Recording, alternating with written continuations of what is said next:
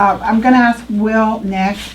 Will, you may want to piggyback on some of what Regina said because you were part of that process, but I also would like you to please just take a couple of minutes to talk to us about if you are looking to run for an office, what that entails.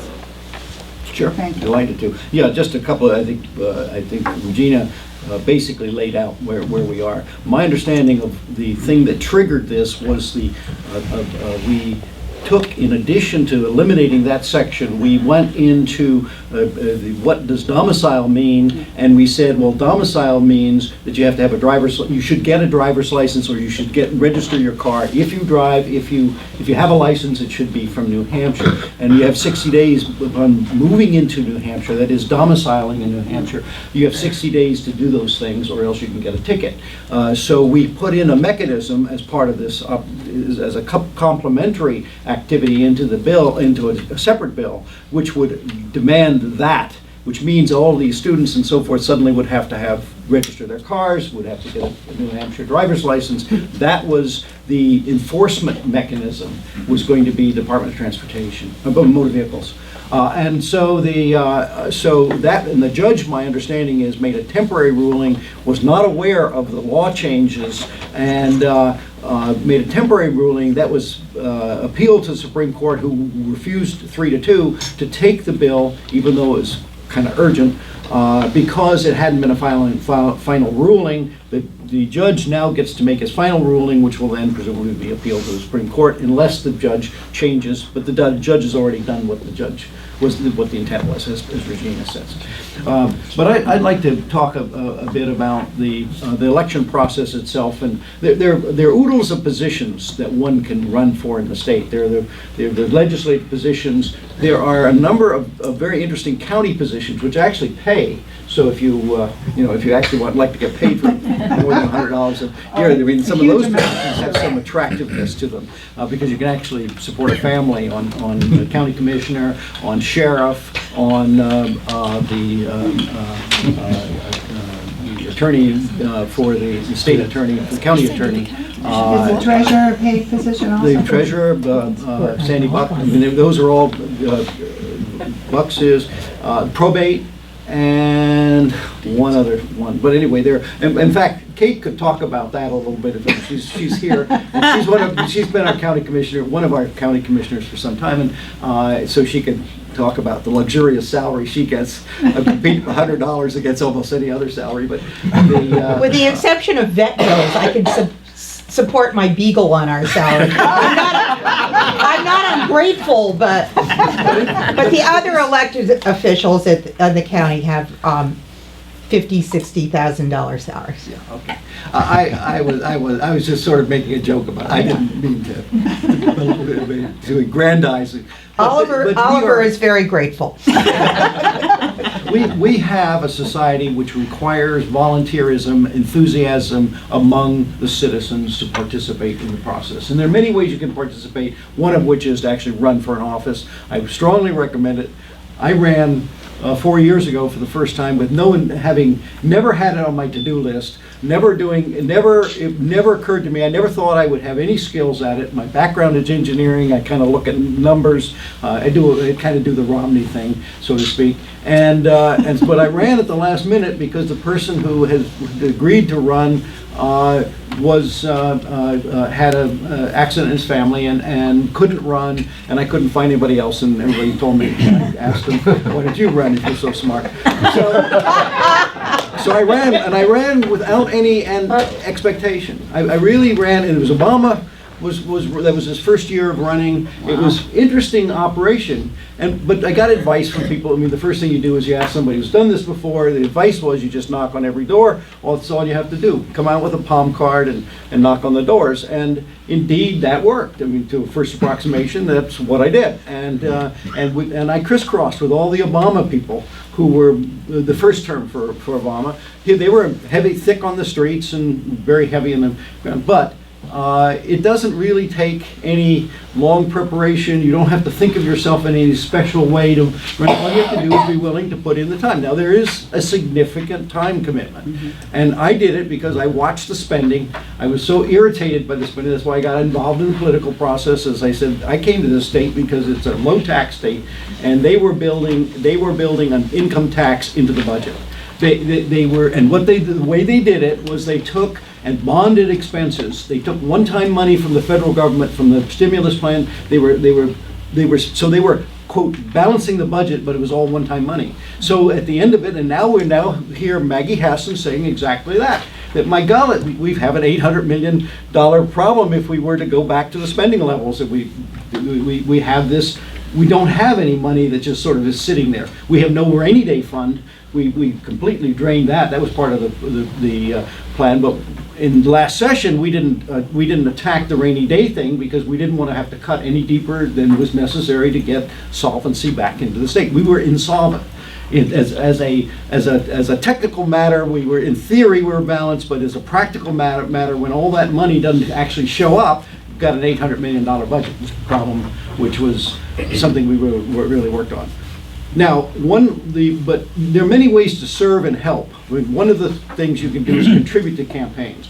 Another thing you can do, and much more important in a town like Newcastle and Rye, is you can have events at your house to introduce people who are questionable about whether who they want to vote for. Don't really bother with politics that much. I mean, after all, they got families to raise and things to do and various other stuff. And that was one of the things that I noticed in this last election made a big difference, that the two Democrat candidates had a series of events for themselves. And that those events, they were very, very partisan events. They invited Republicans and independents to the events. They got up and stated that they were actually Republicans at heart and that they were fiscal conservatives. Now, the track record of David Borden over the 2 years we served together, the first year I was one of the two, the other one serving his second term, and he voted for every spending increase. He voted for every budget. It was the opposite of being a fiscal conservative. So for him to make that claim when his voting record is sitting there is rather ludicrous, but of course it takes somebody to counter it. And if you don't counter, people don't understand what the deal is. And so he sold himself as a fiscal conservative. And Tom Sherman, who may or may not be, I have no idea what his plans are, but he's in a party that's not going to let him do that. And the other thing that, so that's one thing you can do. You can have stage events in your house with your friends, particularly friends who aren't automatic reflexive Republicans. Those are for them, what you try to do is get them to come out and vote. The other ones, what you try to do is convince them, and you give them hopefully truthful information. I mean, in the case of the Democratic events, they wasn't particularly truthful. I had one event that I heard about, because I had a certain number of people who were at these events and were feeding me information of what was going on there. I had one woman get up and accused me of never having worked a day in my life. Now, I thought that was funny because I got my first full-time job at 18, and I've been working ever since 18 until I finally retired. So it was a little bit disturbing for this woman who actually is supposed to claim I know her, but somehow or another she invented this issue. And there were a number of those kind of things that were done at these things. And you see that at the door, because the thing that a candidate has to do is go to the doors. And you make your pitch, but you also sense what's happening in the community. And it was very clear to me as I was going through that there was a lot of negativism had been brought out there in this part of the Obama campaign, of which the rest of the ticket were sort of not triage, incidental casualties in the process, because the whole point was to get Obama elected. That was the deal. But then there were the targeted people, and the people. If you look at for many of these people who did last day registration, which was in fact the difference. A lot of the people who suddenly had all these new registrants show up tended to be people who voted against unions. The unions were the winners of our election this past election, and you can go through that. You can go to the list of the prominent people, and they tried to take down a couple of people who they couldn't. They were just too solid. Neil Kirk came within 70 votes. I mean, he wins by hundreds and hundreds of votes every time, and they almost got him. and he was one who stood up and in fact led the charge to change the pension funding operation and the medical funding operation, and the unions were very, very unhappy with him. I introduced Right to Work. They were clearly not, I was not one of their, they weren't one of my fans. But it has to be changed, and it can be changed through grassroots activism in the place. The last thing you want to do is give up or be discouraged. I mean, this is something that's worth fighting for. And so you need to do whatever you can do. Letters to the editor is the other thing. I mean, just look, count them up. Now you can shrug your shoulders and say, well, nobody reads that Portsmouth Herald, so if I cancel my subscription the day after the election. But just because I know what they have to say. But when you count, if you do a body count of the letters, they're 3 to 4 to 1, and furthermore, they're very effective and very negative letters. Yeah. And so they say, I mean, it's just terrific. So that's the other thing, and that's easy. I mean, all you need is the address of the email address, and you write down a letter. And Francie did one of those very nicely. Thank you. But that's the other thing you can do. So those are the things everybody in the room can do. Thank you very much. I should also go backtrack here a little bit. I know that Pam Tucker was slated to be on our panel today, and she had a sudden funeral that she needed to attend. And so Will has graciously stepped in, and thank you, Will. We appreciate your being here for us.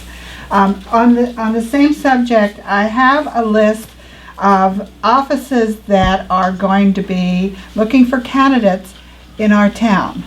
Believe it or not, these are, and this is probably not 100% accurate. It is as close as I can get right now because all the information is not on the website yet.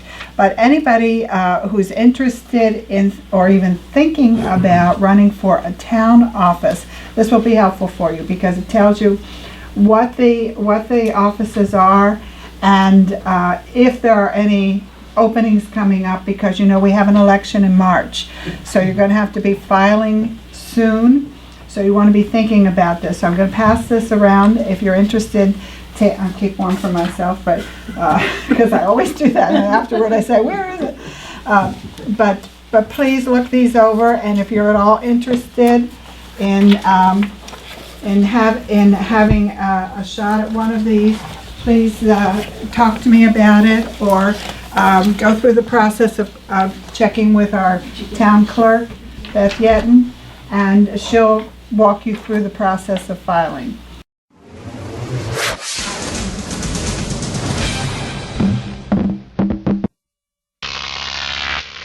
Croc TV.